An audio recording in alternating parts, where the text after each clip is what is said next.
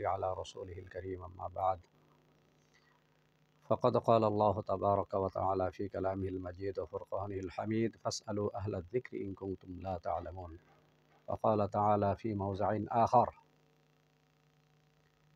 ولا تقف ما ليس لك به علم إن السمع والبصر والفؤاد كل أولئك كان عنه مسؤولا.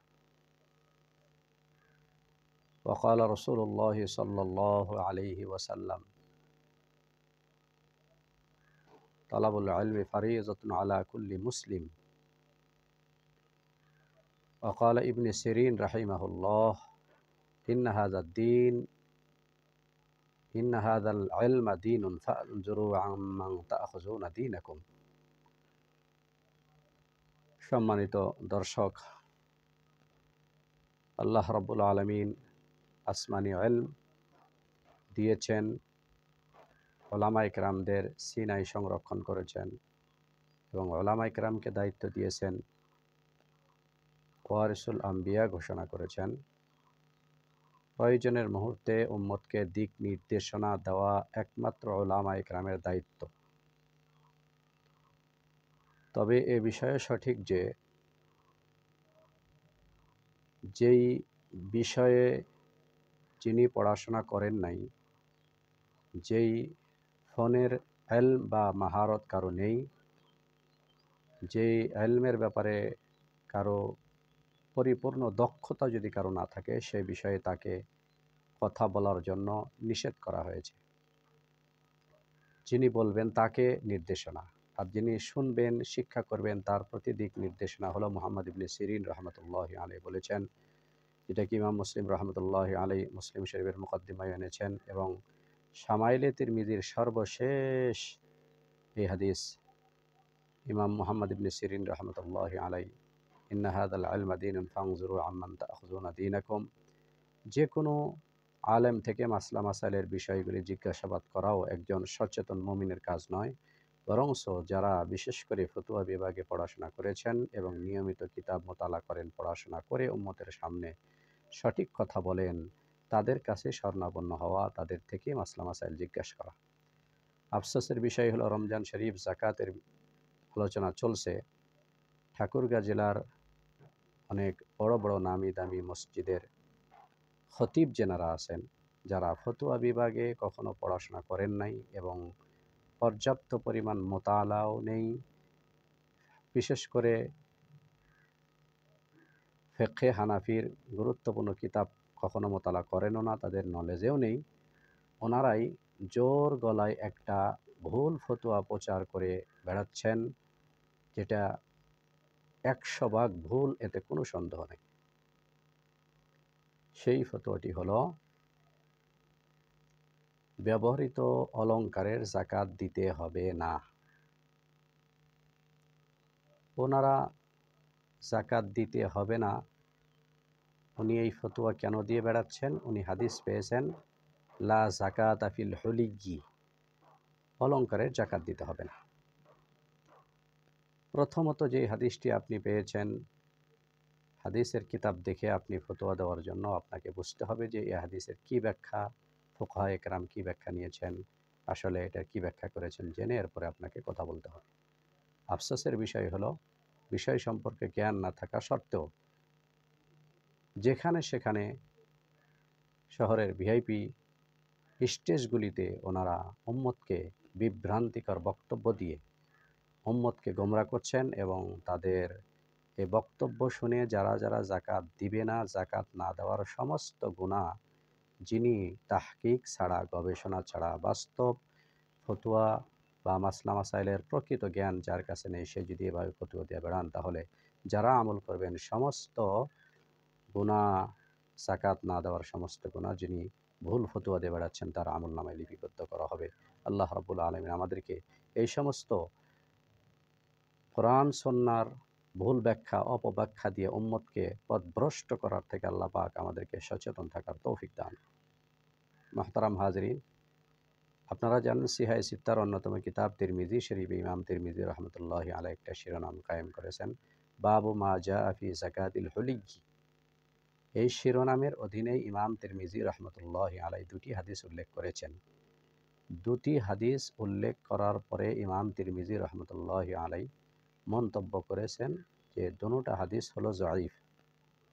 কারণ একটি হাদিসের সনদের মধ্যে ইবনু লাহিয়াহ নামে একজন প্রসিদ্ধ জয়ীফ রাবি আছেন, আরেকটি হাদিসের সনদে মুসাবনাবনু সাব্বাহ নামক একজন প্রসিদ্ধ জয়ীফ রাবি আছেন। এই দুইজন দুর্বল রাবির কারণে ইমাম তিরমিজি রহমতুল্লাহ আলাই দুটি হাদিসকে জয়ীফ বলেছেন। ইমাম তিরমিজি রহমতুল্লাহ আলাই জয়ীফ বলাটা সঠিক। তবে ইমাম তিরমিজি রহমতুল্লাহ আলাই এই হাদিসের শেষে মন্তব্য করে উনি বলেছেন, ওয়ালা ইয়াসিহু ফি হাদাল বাব শাইউন, এই অলংকারের জাকাত দিতে হবে কি না এই ব্যাপারে কোনো সহি হাদিসের অস্তিত্ব হাদিসের ভাণ্ডারে নেই। এই কথা ইমাম তিরমিজি রহমতুল্লাহ আলাই বলেছেন।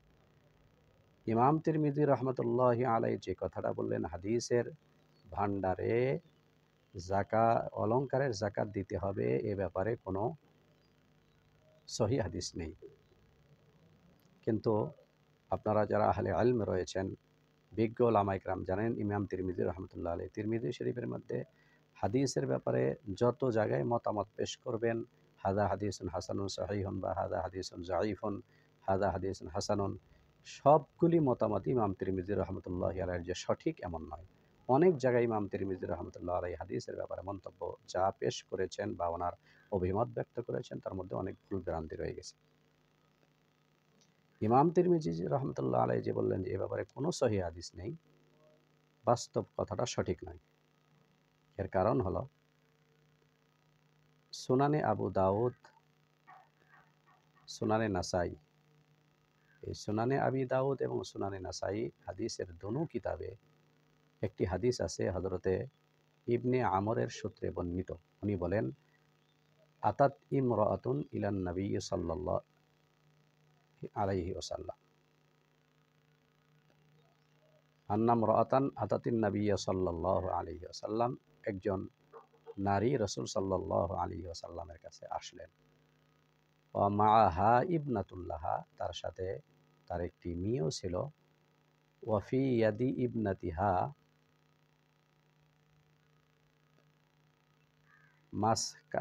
মাসকাতানে গালিজাতানে, এবং এই মহিলার সাথে যে তার একটি বাচ্চা ছিল, মেয়ে সন্তান, কন্যা সন্তান। এই কন্যা সন্তানের হাতে দু হাতে দুটি মোটা রুলি ছিল। তখন রাসূল সাল্লাল্লাহু আলাইহি ওয়াসাল্লাম জিজ্ঞেস করলেন, আতুতিনা যাকাতা হাজা, তোমরা কি এই অলংকারের জাকাত দিয়েছ? তখন ওই মহিলা বলল, ফাকালাত লা, ইয়া রাসূলুল্লাহ, আমি এই অলংকারের জাকাত দিইনি।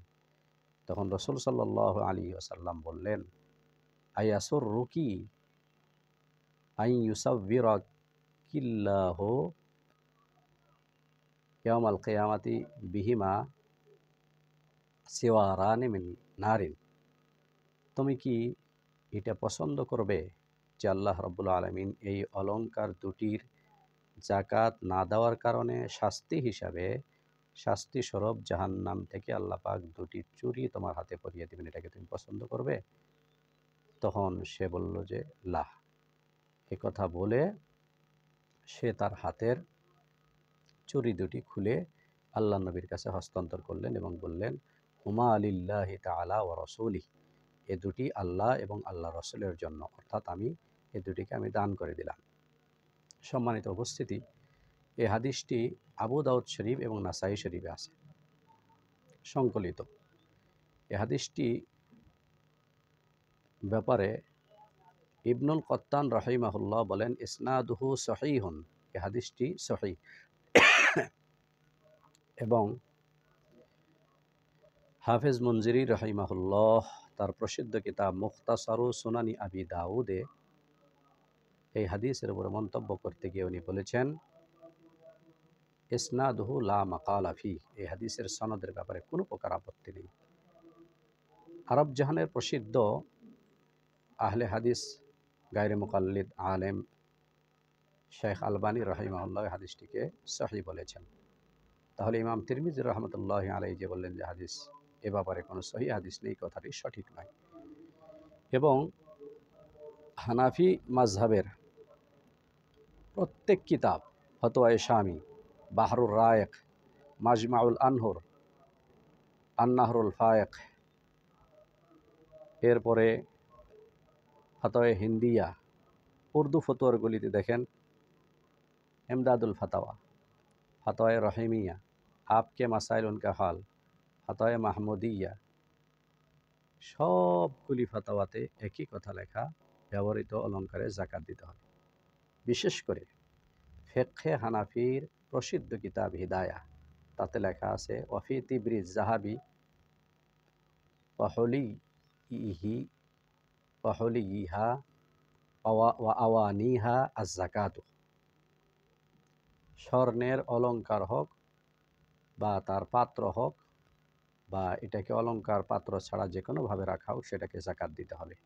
ফিকহে হানাফির প্রসিদ্ধ সবগুলি কিতাবে একই কথা লেখা, অথচ তাহকিক না করে, কিতাবাদি না দেখে উম্মতের সামনে সমস্ত জায়গায়, পুরা ঠাকুরগাঁ শহরের বিভিন্ন জায়গায় অনেক বড় বড় নামি দামি মসজিদের আইম্মায়ে মাসাজিদ ওনারা এই কথা বলে বেড়াচ্ছেন যে অলঙ্কারের যাকাত দিতে হবে না, অথচ উনি হানাফি মাযহাবের অনুসারী।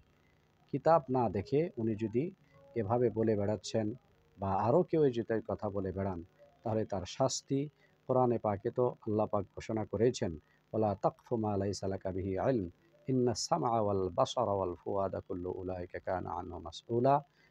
আর যদি হাদিসের দিকে লক্ষ্য রাখেন তো রাসূল আকরাম সাল্লাল্লাহু আলাইহি ওয়াসাল্লাম ইরশাদ করেন, মান উফতিয়া বিগাইরি ইলমিন কানা ইসমুহু আলা মান আফতাহ আও কামা ক্বালা আলাইহিস সালাতু ওয়াসসালাম।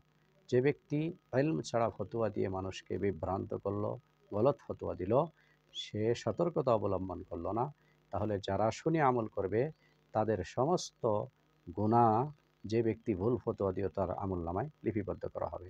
এই জন্য আমাদের দর্শক যারা যেখান থেকে যে অবস্থায় আজকের আমাদের এই আলোচনা শুনছেন, সকলকে অনুরোধ, মাসলা মাসাইল জিজ্ঞাসা করার ক্ষেত্রে অবশ্যই আমরা সতর্ক থাকব যে যারা প্রকৃত আহলে ইলম, ফতোয়া বিভাগ পড়াশোনা করেছেন, কিতাবাদি মোতালা করেন এবং স্টাডি করে থাকেন, সুনির্দিষ্ট শুধু ওই সমস্ত ওলামা ইকরামকে আমরা মাসালা জিজ্ঞাসা করে আমাদের জীবনে প্রতিটি আমল করব। যে কোনো পথে ঘাটে যে কোনো প্রসিদ্ধ আলেম হোক, আসলে সে ফতোয়া বিভাগ পড়াশোনা করেন নাই অথবা তার কিতাব মোতালা করার কোনো অভ্যাস নাই, এই জাতীয় ওলামা ইকরাম থেকে আপনারা জিজ্ঞাসা করে আমল করলে আপনাদের ঈমান আমল সব ধ্বংস হবে। আল্লাহ রাব্বুল আলামিন এই ব্যাপারে আমাদেরকে সর্বোচ্চ সতর্কতা অবলম্বন করার তৌফিক দান করুন। আমা আলাইনা ইল্লাল বালাগ। আসসালামু আলাইকুম ওয়া রাহমাতুল্লাহি ওয়া বারাকাতুহু।